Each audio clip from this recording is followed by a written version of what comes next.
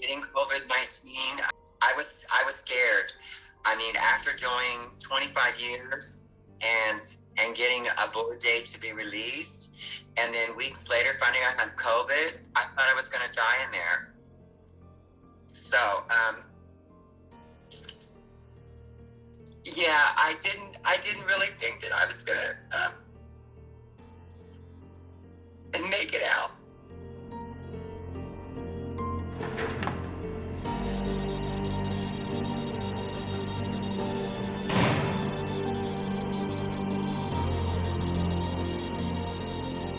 Is a life worth less if it is inside of a prison? Of course the answer is no. The right to personal safety is an ideal upon which our country rests. Throughout history, there have been incidents which safety has been compromised, but one group of people remain uniquely overlooked. As lives are lost in the day-to-day crisis that is the COVID-19 pandemic, the incarcerated remain the forgotten population.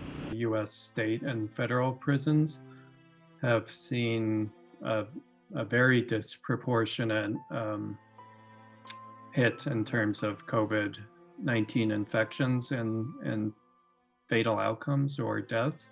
The rate of COVID infections and also the rate of COVID-related deaths are just extremely elevated in prisons in particular, and also in jails. We've seen that, prison and jail is a place where we can't actually implement a lot of the things that we know are best practices in public health in terms of preventing COVID. In the United States, 1 in every 20 people of the general population has had COVID-19. Inside our prisons, that number quadruples to 1 in every 5 people. There are over 8,000 current cases among inmates and staff in the federal prison system alone. Things like wearing masks or engaging in acts of personal hygiene, like hand washing or using hand sanitizer. You just don't have the same access in prisons that you have in the free world. You can't use hand sanitizer for many inmates across the country. You're issued a quantity of soap when you're admitted to prison, and additional soap has to be purchased. People do not have access to PPE, and that's a problem. But even if they had perfect access, that would not solve the larger issues. I mean, one issue that's pressing always in prisons, that not just during this time period, but in general, is just the issue of prison overcrowding.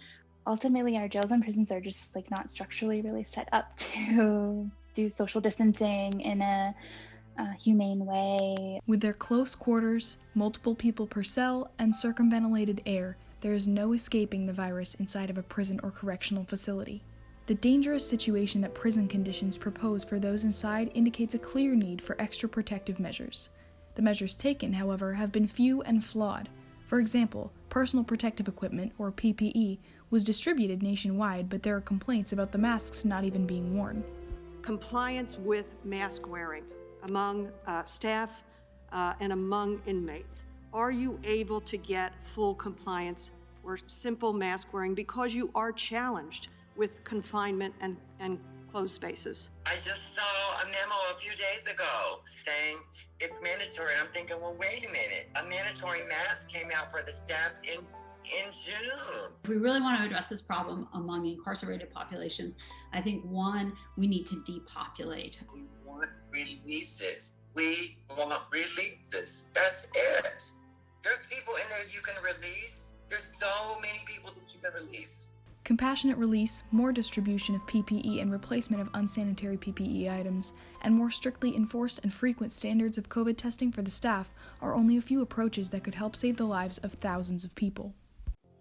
Our pandemic response has often been mischaracterized in public forums, which is unfortunate, since we have worked closely with the Centers for Disease Control to develop the best COVID-19 plan for correctional environments.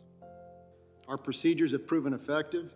Some dispute the calls for action to protect those in prison, citing economic issues, questions about accountability, or simply a lack of necessity.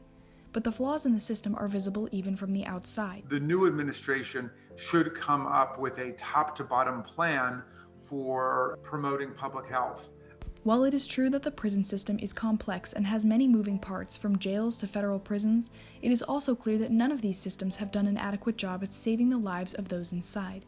The crisis has gotten so out of control that the responsibility of stopping the spread in prisons can rest only on our legislators and commander-in-chief. I mean, this is why we have the Senate and we have the Assembly. They're there for a reason. We urge Congress and the President to pass legislation establishing high unified standards on how the incarcerated population should be treated during this health crisis. We have become a country where we are willing to let people die, either because they've been accused of a crime or they've been convicted of a crime. These people were sentenced to do time for a crime. They weren't sentenced to be killed.